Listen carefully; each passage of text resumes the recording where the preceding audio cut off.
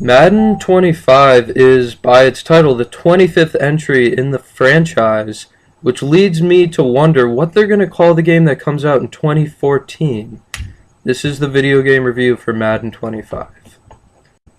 Now, last year's Madden 13 was the most ambitious title in the series for many, many years, mainly because of the addition of the Connected Careers game mode, which combined franchise mode and superstar mode into one cohesive entity, and the addition of the Infinity engine in the gameplay, which added real physics instead of predetermined animations. While I did enjoy the Infinity engine improving the gameplay, I felt I felt like everything else was underdeveloped and just left a lot to be desired, and I think a lot of people agreed with me. Madden 25 improves on almost everything that Madden 13 did.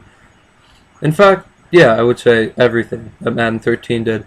The presentation is better. Last year they changed from, they went to a panel layout instead of having to siphon through different screens, which took a while for me to get used to, and some things weren't where they should have been, but this year they cleaned it up a lot and it's a lot easier. The Connected Careers was my biggest worry, and they added owner mode, which I think they're claiming is the first time ever, but it was actually in Madden 2008, so that's kind of weird. But basically, if you're into setting stadium prices for jerseys and soft drinks or whatnot, that's for you. But it is actually pretty fun. There's not as much control. I would just like to be able to control every detail of the franchise and not have to choose between owner and coach. And Superstar is just terrible. I don't know why anyone would play that. It's you still pick your team instead of going through a draft process.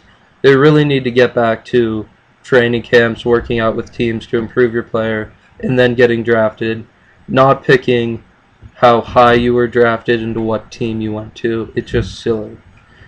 Madden Ultimate Team is back, and I gotta say it's a fun game mode.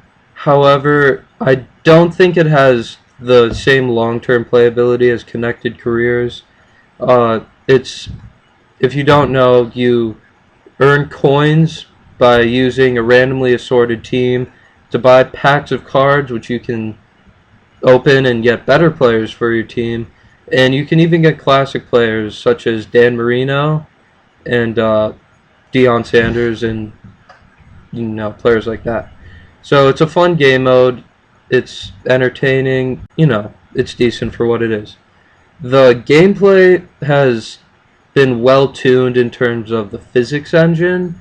However, the default camera angle on this is really weird. It's like it's backed away from everything, and it kind of changes as the play develops, which I see what they're going for, but I don't really like it one bit, and I just change it back to the normal one. Online gameplay is what it is. If you're playing someone with bad connection, it's going to be laggy and slow. If you're playing against someone with good connection, it's probably going to be really frustrating because the defensive AI in this game, similarly to NCAA 14, is terrible. Like, the zone defense is useless. The man defense is better, but basically it's so easy to just break everything down. And the running backs in this game, you might as well not even try to play against the Vikings because Adrian Peterson will destroy you. The biggest concern I have with the game, and this might just be me, but it happened in last year's Madden 13, it freezes a lot for me. Now, it might just be a coincidence, but I kind of doubt it since it's happened 2 years in a row.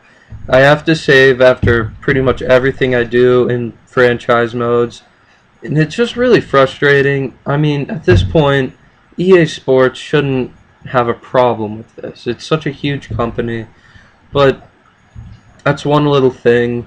Everything else is better. Still not great. It's an improvement over Madden 13, but if you're one of the people who complain that every game is just a roster update, I would recommend you probably wait for next year's if you're going to be getting a new console. But if you're someone who buys the games every year, or usually buys the games every year, I would say go out and get it because it's a lot better than last year's. I'm going to give it a 7.5 out of 10, and thanks for watching.